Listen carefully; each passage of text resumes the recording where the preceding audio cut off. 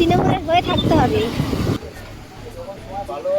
প্রীতম সাধুকা, প্রীতম কি কারণে শুল্ক চারিদিকে সবার যে শরীর খারাপ শুনছি, গরমের মধ্যে রিচ খাওয়ার খেতেই পুরো ভয় লেগে যাচ্ছে। খাওয়া দাওয়া কমপ্লিট করে দেখি একটু স্বস্তির নিঃশ্বাসের জন্য কি সুন্দর বৃষ্টিও নেমে গেছে। আমার পরিচিত একটা পাগলি আছে যে কিনা আমার অনুপস্থিতিতে আমার বাড়িতে এসে আমার মায়ের হাতে গিফটটা দিয়ে গেছে। এসে আমাকে কালো জিনিস গিফট করেনি, তাহলে কিন্তু মা আমাকে ঘর থেকেই বের করে দিত। কালকে রাতে তো ওটা দিলই, আবার আজকে সকালে এটা দিয়ে গেছে। সত্যি গো, তুমি পারো বটে। এখন আবার তোমার নামটা ভিডিওতে নিলে আবার কিছু ছেলে খারাপ কমেন্ট করবে, সেই জন্য তোমার নামটা ভিডিওতে নিলাম। কালার গুলো কিন্তু দারুণ হয়েছে। তারপর আমি নামতেই হলু দেখছি আমাদের সিঁড়ির উপরে এসে শুয়ে আছে। চলো এইবার শুরু করা যাক আমার দৈনন্দিনের ইভিনিং শিডিউল। আসলাম ঘোষপাড়া রাকেশ তাকে পিক আপ করতে। রাকেশ তার যেহেতু বাড়িটা এখানে, সেই জন্য এখানে আমাকে আনতে আসতে হয়। চট জলদি আমরা দুজন মিলে কিন্তু বেরিয়ে পড়লাম। রাকেশ দার কিন্তু হুগলিতে লাইভ ছিল, আমার ছিল কোন্নগর নবগ্রামে আউটিং। এই আউটিং এর মানেটা কিন্তু প্রচুর পরিমাণে গভীর। ওই মানে ধরতে পারেন কোন জায়গাকে বারংবার করে খতিয়ে দেখা। আগেই বারবার বলে দিচ্ছি, বেশি কিছু আমি বলতে পারবো না। কিছুদিন ধরে রাকেশ দার সাথে আমার ঝামেলা হয়েছিল, এটা কিন্তু ছোট বিষয় নিয়ে। ওনার তো পুরো দমে দাবি পার্টনার কিন্তু চেঞ্জ করা যাবে না, আর আমার পুরো দমে দাবি যে কারোর জন্য কিছু ঠেকে থাকে না, যেই পার্টনারই ওনাকে দেওয়া হবে তার সাথে কিন্তু ঠিক করে কাজ করা যায়। তো আমার কথা শোনার নামই নেই। আসলে মানুষ দিনকাল যেভাবে পাল্টে যাচ্ছে, কেমন পার্টনার জুটবে সেই নিয়ে কিন্তু সবার ভয় থেকে যায়। চলে এসেছি রিক্সা, এবার একটুখানি পেট্রোল নিয়ে নেই।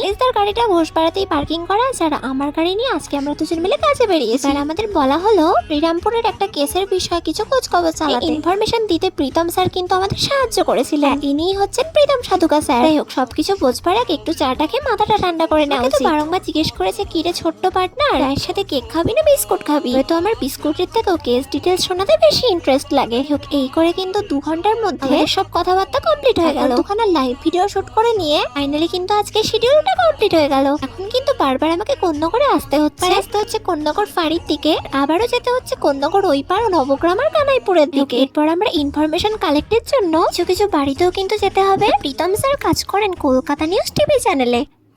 হুগলি থেকে রয়েছেন আমাদের প্রতিনিধি প্রীতম সাধুকা।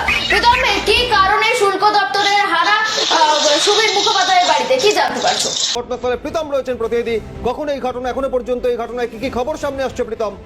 দেখো, চাপদানি আর্য বিদ্যাপীঠ তখন কিন্তু দুপুর 1টা নাগাদ ক্লাস চলছিল। ক্লাস 10-এর সহপাঠী একজন হঠাৎই অভিনবকে বুকে ঘুষি মারে। এখন কিন্তু জাগো বাংলার সাথে সাথে কলকাতা নিউজের কিন্তু কিছু কাজও করতে হবে। চলো এখন কিন্তু বাড়ি চলে এসেছি। এই শার্টটার লম্বাত্বটা এত বড় ছিল যে এটাকে আমি একটুখানি কাটাতে দিয়েছিলাম। কতদিন পর কিন্তু এটাকে আমার সাইজের মনে হচ্ছে। এটা পেয়ে তো মনটা প্রচুর পরিমাণে খুশি।